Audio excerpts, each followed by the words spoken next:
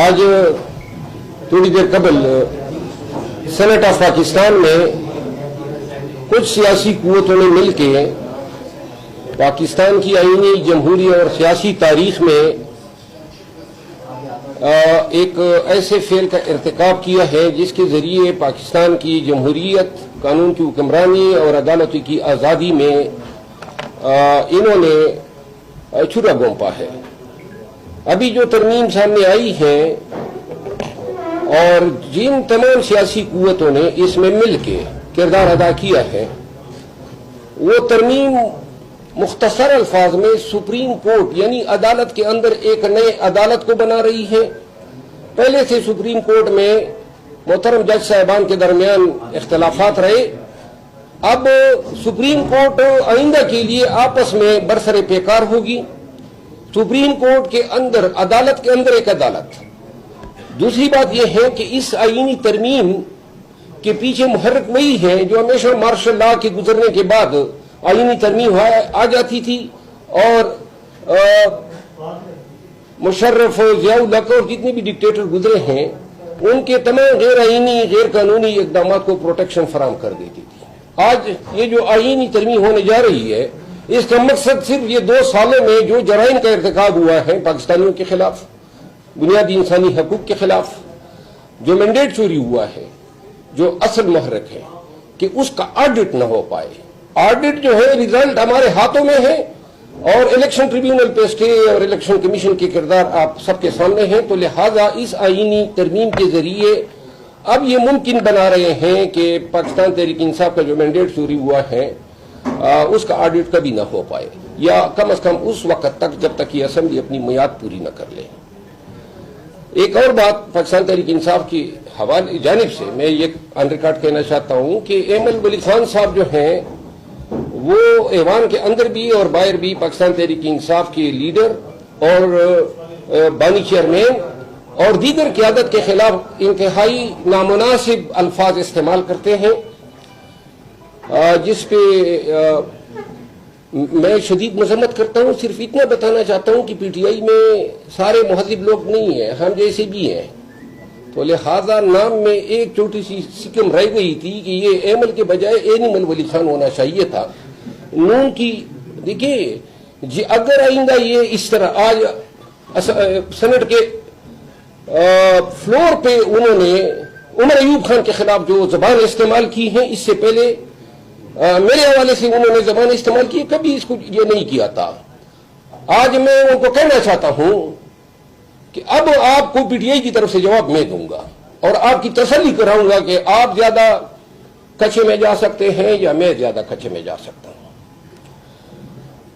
ایک ذاتی رائے میری ہے جس کا پی ٹی آئی سے کوئی تعلق نہیں ہے، وہ یہ ہے کہ میں یہ سمجھتا ہوں کہ آج جو یہ جمعیت علماء اسلام نے اس آئینی ترمیم کی جو حمایت کی ہے، میں سمجھتا ہوں کہ یہ آئینی پیکج لانے سے پہلے کہ ان کی انڈرسٹینڈنگ تھی کہ ہم کہیں گے کہ یہ قاضی فائز عیسیٰ کو ایکسٹینشن دیں گے، اور یہ تمام انڈرسٹینڈنگ دی کہ پھر آپ کے مطالبہ پر یہ نکال دیا، یہ نکال دیا، اور ایم یہی ہونا تھا۔ بہرحال یہ کوئی اصولی موقف نہیں ہے۔ پاکستان تحریک انصاف کی قیادت چاہتی ہے، ابھی بھی ہماری اپوزیشن چیمبر میں میٹنگ ہوئی ہے، اور وہ چاہتے ہیں کہ مولانا صاحب کی پارٹی کے حوالے سے کوئی بیان بازی نہ ہو۔ تو بالخصوص ان سب نے مجھے کہا، تو میں نے انہیں کہا کہ میں اپنی ذاتی رائے جو ہے ہمیشہ ایکسپریس کرتا رہوں گا، اس چیز کو ہم نہیں ہونے دینا چاہتے تھے، اور یہی چیز انہوں نے کر دی۔ ایک اور بات، ہمارے 2 سینیٹرز اور 9 ایمنیٹس جو ہیں وہ ان کی تحویل میں ہیں۔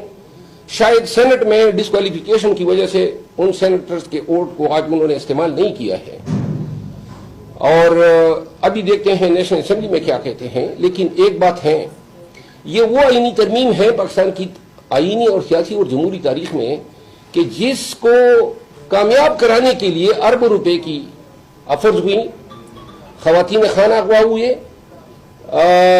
دھمکیاں دی گئی، بچوں کو مارا پیٹا گیا، بنارسی ٹھگ جو ہے وہ نیشنل اسمبلی میں فارم 47 کے ذریعے لائے گئے ہیں۔ اب یہ کہتے ہیں ہم آئینی ترمیم کر رہے ہیں، سینٹ پوری نہیں ہے، قومی اسمبلی پوری نہیں ہے۔ لیکن پاکستان میں یہ ڈنڈے کے زور پہ سب کچھ کرا رہے ہیں. پاکستانی قوم ان سب کرداروں کو یاد رکھے.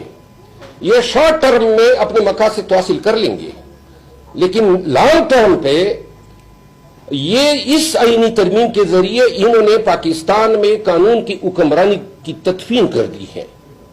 سب سے زیادہ دکھ مجھے ذاتی طور پہ بلاول بھٹو زرداری صاحب کے ان تقاریر اور ان میسیجز سے ہوئے جس میں انہوں نے قاضی فائد عیسیٰ صاحب کو انتہائی ایکسٹرا آرڈینری خراج تحسین پیش کیا کہ یہ ہمیں انصاف دیا. کیا انصاف دیا؟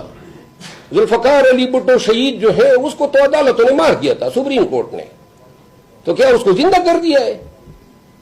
اور پھر بے نظیر بھٹو شہید صاحبہ کا بیٹا اور پاکستان پیپل پارٹی کا چیئر پرسن ہوتے ہوئے انہوں نے جو آئین سازی کے حوالے سے جو اپنے ویوز ظاہر کیے ہیں, 10 سال بعد پاکستان پیپل پارٹی کے لیے یہ سوالیہ نشان رہیں گے کہ آپ کے چیئر پرسن نے یہ کہا تھا.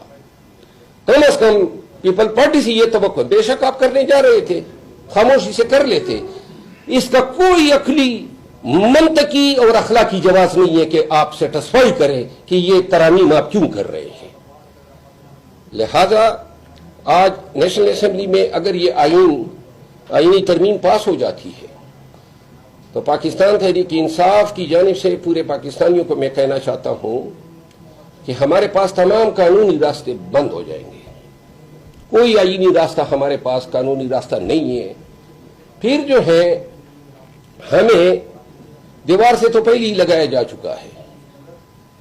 میں خود لاغر ہوں, نکات فیل کر رہا ہوں, بیمار ہوں, لیکن میں یہ سمجھتا ہوں کہ ہم اس تمام پروسیس کو انڈو صرف اور صرف عوامی احتجاج کے ذریعے کر سکتے ہیں.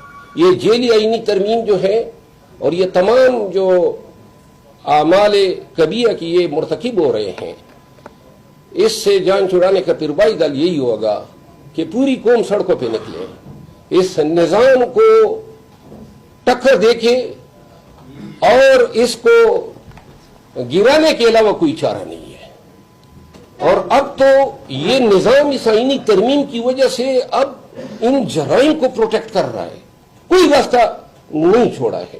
تو لہذا جب بھی پاکستان تحریک انصاف فیصلہ کرے گی احتجاج کی, اور احتجاج ہی واحد حل ہیں. ان تمام گزارشات کے ساتھ میں نے اپنا معافی و ضمیر آپ کے سامنے بیان کیا.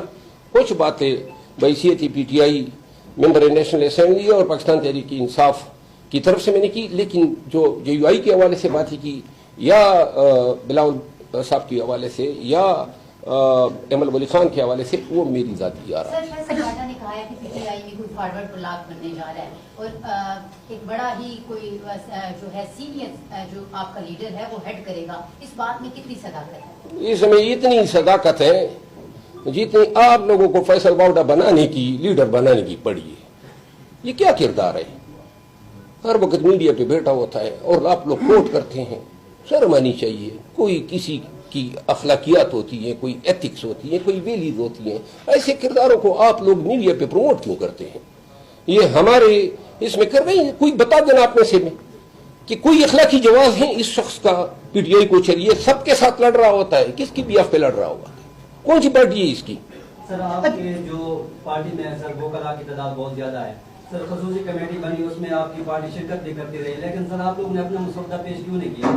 آپ کوئی کانسٹیٹیوشن مسودہ پیش کرتے کہ ہم اس کے اوپر راضی ہیں, تو وہ پیش کرنے میں ناکام کیوں رہے پی ٹی آئی سر؟ یہ ساری آئینی ترمیم کے پیچھے جو واحد محرک تھا وہ یہ تھا کہ منصور علی شاہ اور سپریم کورٹ آف پاکستان کو بے دست و پاک کرنا تھا.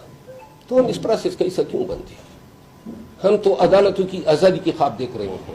پاکستان میں بنیادی حقوق, آئین کی بالادستی اور جمہوریت کی حکمرانی کی ہم نے خواب دیکھے ہیں.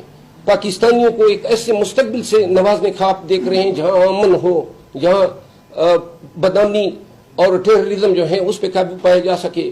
ملک کے حالات کس جانب گامزن ہیں؟ دہشت گردی نے کے پی کو پارا پارا کر دیا ہے اور یہاں ان کو پڑی ہوئی ہے کہ یہ مینڈیٹ کی چوری کو روکنے کے لیے ہم نے یہ کرنے. یہ جو آج میں کانسٹیٹیوشن امینڈمنٹ ہوئی ہے, یاد رکھیں ایک وقت ایسا بھی آئے گا کہ शायद पीपल पार्टी और ऐसे लोग मिल के फिर अपने ही किए किराए पे पानी फेरने के लिए 18वीं तरमीम पीपल पार्टी का कारनामा था। आज अपने ही 18वीं तरमीम को इन्होंने नेस्त नाबूद कर दिया।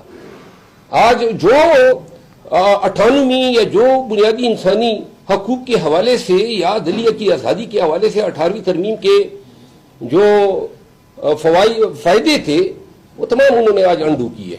अच्छा सर, ये बताइएगा, दो सवाल है मेरे। एक तो ये कि आपने कहा कि हम सड़कों पे निकलेंगे, एहतजाज करेंगे। गुज़िश्ता 2-3 एहतजाज आपके हुए जो फलाप गए। अली अमीन गंडापुर साहब भी एक दफ़ा कोई 10-15 कोई 12 जिला पार करके पेशावर चले गए।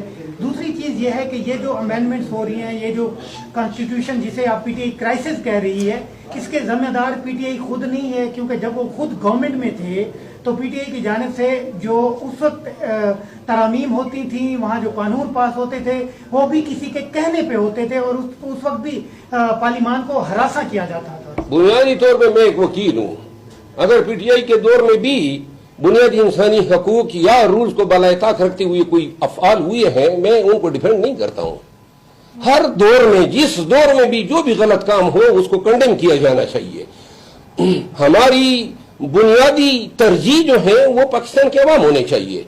कहाँ ये शॉर्ट टर्म अपने आप मकासद के असूल के लिए ये इस तरह के पैकेजेस लाते हैं। और दूसरी जो बात आपने की ना एहतजाज के हवाले से, एक बात सबको मैं वादे कर दूं, मुझ पर भी तनकीद होती है कि एहतजाज में आप नहीं आए। आइंदा के लिए भी ये चीज मैं सेट कर दूं। अगर एहतजाज की जिम्मेदारी मुझे सौंपते हैं, मैं जानूं और मेरा काम इस तरह का एहतजाज जिसमें न मुझसे रजू किया जाता है, न मुझे शामिल किया जाता है, न किसी कमेटी का मेंबर बनाया जाता है, ऐसे एहतजाजों में मैं आने वाला नहीं हूं। अगर मुझे तफवीज करते हैं और ये दूध का दूध पानी का पानी 10-15 दिनों में पता लग जाएगा कि हम एहतजाज किस तरह कर सकते हैं।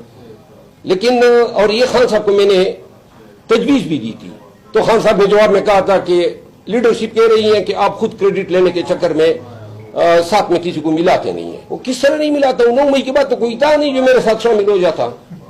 सर पटम ने घोड़ा अकेले ही दौड़ाया और क्रेडिट सबके लिए हाजिर है ना। हाँ, ये सब मार खाए मिलके, तो जो मार खाएगा उसको क्रेडिट मिलेगा। सर, इमरान खान की रहाई मुश्किल होती नजर आ रही है आपको इस तरामीम के बाद?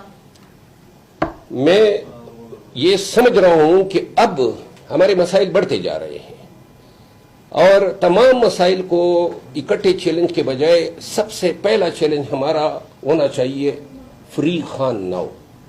पहले खान की रिहाई हो, इसके बाद खान जब बाहर आ जाए, और इसके लिए हमारे पास और अदलियत तो मजीद कंप्रोमाइज हो जाएगी। खान की रिहाई की तवक्को तो हमारी अदलियत से है ना, आईनी तौर पे। तो लिहाजा और खान तभी रिहा होगा जब कम से कम 2 लाख पाकिस्तानी मेरे साथ डी चौक में बैठेंगे।